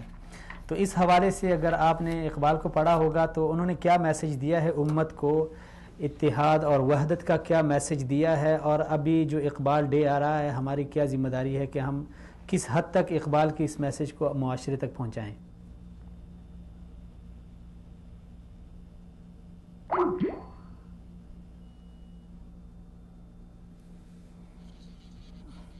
چلیں یہ ان کی طرف سگنل کا مسئلہ ہے. جی آپ کچھ کہنا چاہیں گے مزید؟ ہم آگے بڑھتے ہیں اگلے سوالوں کی. اچھا سوال میرا یہ عبید صاحب کہ ایک عرصہ ہو گیا ہے اقبال واقعی ہمارے ہیرو ہیں، ان کے بعد ہمیں اس طرح کا ایک مفکر اور ایک حساس شاعر نہیں ملا. بالکل. تو آپ کیا سمجھتے ہیں کہ یہ ہمارے نوجوانوں کی کمی ہے، یا نوجوانوں میں ٹیلنٹ کی کمی ہے، یا فکر کی کمی ہے، سوچ کی کمی ہے، یا اس میں کوئی ہمارے نصاب تعلیم کا عمل دخل ہے، یا ہماری تربیت کا عمل دخل ہے؟ کیا سمجھتے ہیں کہ کیوں اتنا عرصہ ہو گیا ہمیں اس طرح کے ہیرو نہیں مل رہے؟ دیکھیے عبداللہ بھائی، اقبال جیسی شخصیات ہیں یہ مائیں جو ہے نا وہ خال ہی پیدا کرتی ہیں. اس قسم کی جو عبقری شخصیات ہیں نا یہ کئی زمانوں میں جو ہے نا وہ نامور مشاہیر زمانوں میں پیدا ہوتے ہیں. تو جو ہماری جو موجودہ صورتحال چل رہی ہے، خاص کر اگر ہم پاکستان کے حوالے سے بات کریں تو پاکستان میں اس وقت مغربی تہذیب کی جو ان کی چاق و چوبند ہے، یا مغربی تہذیب کا جو ہماری آنکھیں ان کو دیکھ رہی ہیں، ان کی ترقی کو دیکھ رہی ہیں، تو ہم ان سے اس قدر متاثر ہو گئے ہیں کہ ہم کسی دوسری جانب دیکھنا اور سوچنا سمجھنا ہی نہیں چاہتے.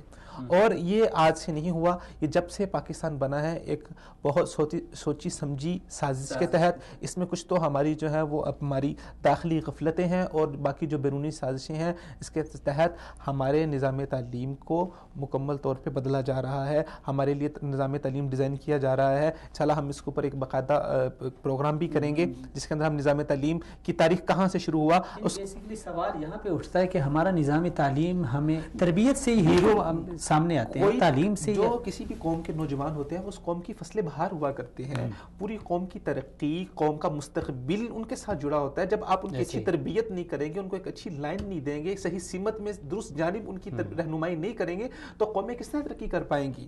پھر آپ کو اقبال جیسے مشاہیر کہاں سے ملیں گے؟ چلیں ابھی ہمارے پاس ٹائم کی تھوڑی سی قلت ہے، تو ابھی ہم آتے ہیں اقبال کی شاعری اور اردو ادب. جی یہ بھی ایک بہت اہم ایشو ہے. بالکل. تو اردو ادب اس کا ایک چرچا ہے اور دنیا میں اس کا ایک نام ہے. بالکل. کیونکہ دنیا کے میرے خیال میں دوسرے تیسرے نمبر پہ بولے جانے والی زبان ہے. بالکل. تو اقبال کی شاعری نے اردو ادب کو کتنا، یعنی اس کو آفاقی وسعتوں تک پہنچایا، اس کو کتنی ترقی دی، اس کو کتنا یعنی بڑھایا؟ دیکھیے، اردو ادب کو آفاقی وسعتوں تک اور عالمی مسائل تک لے کے جانے والا پہلا شخص جو ہے وہ اقبال ہی تھا. اقبال ہی کی وہ شخصیت ہے جس نے اردو ادب کو جو ہے نا بڑے بڑے جو عالمی مسائل ہیں اس کے ساتھ ان سے آشنا کروایا. علامہ اقبال سے پہلے آپ جتنے بھی ہمارے شعراء ہیں، آپ میر تقی میر سے لے کے مرزا غالب تک دیکھ لیں، وہی جو رسمی شاعری ہوتی ہے عشق و معشوقیت کی اور وہ عشق مجازی اور عشق حقیقی کی، وہ اسی محدود تصور کے اندر بند تھی. علامہ اقبال اردو ادبیات میں پہلے شخص ہیں جس نے جو ہے اپنی شاعری میں جو ہے نا وہ جوش جو ہے نوجوانوں کو ہمت دی، ان کو حوصلہ دیا. اور یہ پہلے شخص ہے جنہوں نے اس طرح کے الفاظ استعمال کیے، مثلا اٹھو، جاگو، رست خیز، انقلاب، ٹھیک ہے، خوب گراں، کمر بستہ ہو جانا، کفن بدوش ہو جانا. تو یہ ایسے الفاظ ہیں، احتجاجی شاعری سے کہتے ہیں کہ پہلی دفعہ اردو ادب میں یہ اقبال نے متعارف کروائی ہے، اور اس کی انقلابی شاعری اقبال نے متعارف کروائی ہے. اور اس کے ساتھ ساتھ شاعری کو صحیح فکر اور درست سمت دینے والا بھی انسان اقبال ہی ہے اردو شاعری میں. علامہ اقبال خود ایک بہت صالح فکر رکھنے والے انسان تھے، اور ان کی یہ سوچ تھی کہ جب تک انسان کو ایک صالح فکر نہیں ملتی تو انسان حیوان سے انسان کا درجہ نہیں پاتا، اور جب کسی انسان سے ایک صالح فکر سلب ہو جاتی ہے تو وہ انسان پھر حیوان بن جاتا ہے. جیسے جدا ہو دی سیاست سے تو رہ جاتی ہے چنگیزی. تو علامہ اقبال نے جو شاعری ہے اس کو صحیح سمت دی، اس کو انہوں نے درست جانب اس کو چلایا، اور ایک انقلابی شاعری جو ہے وہ آج کا جو ہمارا نوجوان ہے اس کو انہوں نے اس کے ساتھ متعارف کروایا. علامہ اقبال کی شاعری کے اوپر اگر آپ غور کریں تو ان کے دو منفرد ایسے پہلو ہمیں نظر آتے ہیں جو دیگر شعراء کی شاعری میں وہ نہیں ہیں. سب سے پہلا یہ ہے کہ ان کا کلام جو ہے نا وہ عصری واقعات و حادثات کا جامع جہاں ہے. آپ کو ان کے کلام کے اندر ایک رنج و راحت کا پہلو بھی ملے گا، عالمی مسائل کا حل بھی ملے گا. تو یہ جو چیز ہے یہ آپ کو دوسرے شعراء کے کلام میں نہیں ملتی. اور اس کے ساتھ ساتھ جو ان یعنی مرض کی تشخیص بھی ہے اور اس کی مرض کی تشخیص بھی ہے اور اس کا علاج بھی ہے، اور عالمی مسائل کا سب سے پہلے تو انہوں نے عالمی مسائل کو اٹھایا ہے. اگر آپ اقبال کی شاعری کو پڑھیں تو اس میں آپ کو انگلستان اور اس طرح کے جتنے بڑی بڑی دنیا کی تہذیبیں ہیں ان کا تذکرہ ملتا ہے، انہوں نے اس پہ بات کی ہے. تو یہ دیگر جتنے بھی شعراء ہیں ان کی شاعری میں آپ کو یہ چیز نہیں ملے گی. پھر جو دوسری چیز ہے جو اقبال کو دوسرے شعراء سے انفرادیت بخشتی ہے وہ یہ ہے کہ انہوں نے شعر و تخلیق میں عالمی معاملات اور مسائل کی آگاہی دی ہے اور پھر ان کا حل بتایا ہے. تو یہ چیزیں ہیں جو علامہ اقبال کی شاعری کو دوسری شعراء سے جدا کرتی ہیں، اور انہی چیزوں کی بنا پر علامہ اقبال نے اردو ادب کو اور اردو شاعری کو آفاقیت کی وسعتوں سے نوازا ہے. اچھا، یہ سوال میں جو صافی صاحب سے پوچھ رہا تھا تو کال ہماری کٹ گئی کہ ابھی جو حالیہ ہم دیکھ رہے ہیں امت مسلمہ، عالمی اسلام کی حالت اور پھر خاص کر مملکت خدا داد پاکستان کی حالت زار، تو ایسے میں اقبال نے جو ہمیں ایک سوچ دی ہے، آپ کیا سمجھتے ہیں کہ اس سوچ کی ابھی ہمیں کتنی ضرورت ہے کہ ایک ہو مسلم حرم کی پاسبانی کے لیے نیل کے ساحل سے لے کر تابخا کی کاشگر؟ تو یعنی آپ کیا سمجھتے ہیں کہ اقبال کی اس سوچ کی ابھی حالیہ دنوں میں کتنی ضرورت ہے امت کو؟ دیکھیے عبداللہ صاحب، جو ہمارے اس وقت موجودہ حالات چل رہے ہیں، ہم طرح طرح کے مسائل کے اندر، طرح طرح کے مصائب کے اندر گرے ہوئے ہیں. ہمیں ایک نہیں کئی قسم کے بحرانوں کا سامنا ہے. تو اب یہ وقت آ گیا ہے کہ ہم کسی جگہ پر مل بیٹھ کے اس بات کا فیصلہ کر لیں کہ ہم نے اپنا مستقبل کس سمت میں لے کے جانا ہے. اور اس مستقبل کو مثلا اگر تبدیل کرنا چاہیں تو اس کا نقطہ ابتدا وہی ہے جہاں سے جب پاکستان اور بر صغیر میں پاکستان اور ہندوستان کا جب بٹوارا ہوا تھا تو جس بنیاد پر جو ہے جس نعرے کے اوپر ہم نے پاکستان کو حاصل کیا تھا، یہ وہی نعرہ اب سے دوبارہ اس کی تجدید کرنی پڑے گی، اس کا احیاء کرنا پڑے گا. وہ دو قومی وہ جو نظریہ جو اسلام کا ہے اس کو کرنا پڑے گا. اس نظریے کو اگر ہم اس کی تجدید کرنا چاہیں تو کیسے ممکن ہے؟ ہمیں مل بیٹھ کے اس کے اوپر سوچ و بچار کرنا پڑے گا کہ ہم اپنے مستقبل کو کس سمت لے کے جاتے ہیں. اگر ہم اپنے نوجوانوں کی فلاح چاہتے ہیں، اپنی قوم کی فلاح چاہتے ہیں، تو پھر ہمیں مغربی تہذیب کی جو اندھی تقلید ہے اس کو چھوڑنا ہوگا، مغربی تہذیب کی چاق و چوت کو چھوڑنا ہوگا. ان کی ظاہری جتنی ان کا ظاہری حسن ہمیں نظر آ رہا ہے جو اندر سے بالکل کھوکھلا ہے، اندرونی اس کی کوئی حیثیت نہیں. آپ نے دیکھا ہوگا سیراب ہوتا ہے، دور سے تو آپ کو بہت پانی چمکتا ہوا پانی نظر آ رہا رہا ہوتا ہے لیکن جب پاس جاتا ہے تو اس کی حقیقت نہیں ہوتی. جو کھوکھلی جو تہذیب ہمیں نظر آ رہی ہے, ہمیں اس کے ظاہری حسن کو چھوڑنا ہوگا, اور اپنی جو ہماری اقدار ہیں, یہ وہی اقدار جس کے ساتھ اقبال امت کو جوڑنا چاہتے تھے, ان اقدار کے اوپر واپس آنا پڑے گا. پھر جا کے پاکستان کا مطلب کیا, لا الہ الا اللہ جس بنیاد پہ پاکستان کو حاصل کیا تھا, ہمیں اسی چیز کو آگے لے کے بڑھنا ہوگا, اسی نظام کو اپنے اندر رائج کرنا ہوگا. پھر ہم جو ہے وہ دوبارہ ترقی کی راہ پر گامزن ہو سکتے ہیں. وہ تاریخ کے اندر وہ کتاب اپنے آبا کی جو دیکھے یورپ میں تو دل ہوتا ہے وہ علم کے موتی کتاب اپنے آبا کی جو دیکھے ان کو یورپ میں دل ہوتا ہے سی پارا. تو یورپ یعنی آپ سمجھتے ہیں کہ جس طرح اقبال نے کہا کہ کبھی یہ نوجوان مسلم تدبر بھی کیا تو نے, ابھی تدبر نہیں ہے, وہی مل بیٹھ کے سوچنا ہوگا, تدبر کرنا ہوگا, اس کے بعد عقاب روح اپنے اندر بیدار, اپنے اندر عقاب روح پیدا کرنی ہوگی, اپنے آپ کو شہین ماننا ہوگا, اور پھر یہ جو ہے قصر سلطانی کے گنبد چھوڑ کے بسیرا کر پہاڑوں کی چٹانوں میں اپنے اندر خودی کا جذبہ پیدا کرنا ہوگا, خودی کا تصور جو اقبال پیش کرنا چاہ رہا ہے. اور یہ تصور کوئی اقبال اپنی جیب سے لے کے نہیں آیا, یہ تصور وہی تصور ہے جو ہمیں دین اسلام دیتا ہے, جو ہر انسان کی عزت ہے, ایک مسلمان کی عزت ہے, مسلمان کی آبرو ہے. اور اپنی آبرو کا انقلاب آئے گا, انقلاب آئے گا, ضرور آئے گا, انقلاب آئے گا, ضرور آئے گا, لیکن یہ مٹی بڑی زرخیز ہے, نہیں ہے نا امید اقبال, نہیں ہے نا امید اقبال اپنے ذرا نم ہو, یہ مٹی ذرا نم ہو تو یہ مٹی بڑی زرخیز ہے, ساقی انقلاب آئے گا, بس سوچو بچار کی ضرورت ہے. بہت شکریہ عبید صاحب آپ کا, اپنی شرکت کی, اپنا ٹائم نکالا. اسی طرح ناظرین میں مشکور ہوں آپ ناظرین کا اور اپنے تمام مہمانان گرامی کا جنہوں نے وقت نکالا ہمارے ساتھ شرکت کی. بس آخر میں عبید صاحب نے خلاصہ بتا دیا کہ اپنے اندر عقابی روح بیدار کر کے, اپنے آپ کو شاہین مان کے اور خودی کا جذبہ لے کے اگر ہم قصر سلطانی کے گنبد پہ نہیں بلکہ پہاڑوں کی چٹانوں کے اوپر اپنا بسیرا اس کو قائم رکھیں اور اپنے اندر ایک جذبہ پیدا کریں, تو یقیناً ہر فرد ہے ملت کے مقدر کا ستارہ. ملت کی تقدیر بدل سکتی ہے شرط یہ ہے کہ ہر فرد اپنی ذمہ داری کا احساس کرے. اس میں یہ نہ ہو کہ میں سیاسی پارٹیوں کے اوپر ذمہ داری ڈال لوں, وہ سیکیورٹی اداروں کے اوپر ڈال لیں, وہ مذہبی جماعتوں پہ ڈال لیں, وہ میڈیا نہیں. ہر فرد اور خاص کر جو قوم کا مستقبل ہوتا ہے وہ نوجوان نسل کے ہاتھ میں ہوتا ہے. اس لیے ذرا نم ہو یہ مٹی تو بڑی زرخیز ہے ساقی. اللہ تعالیٰ سے دعا ہے کہ اللہ تعالیٰ اس مٹی کو زرخیز کرے اور اللہ تعالیٰ ہماری اس امت اور ہماری مملکت کی تقدیر کو اس نوجوانوں کے ہاتھوں بدل دے. اسی کے ساتھ ہم بھی آپ سے اجازت چاہتے ہیں. اگلے پروگرام میں دوبارہ سے ملاقات ہوگی, تب تک کے لیے السلام علیکم ورحمۃ اللہ وبرکاتہ.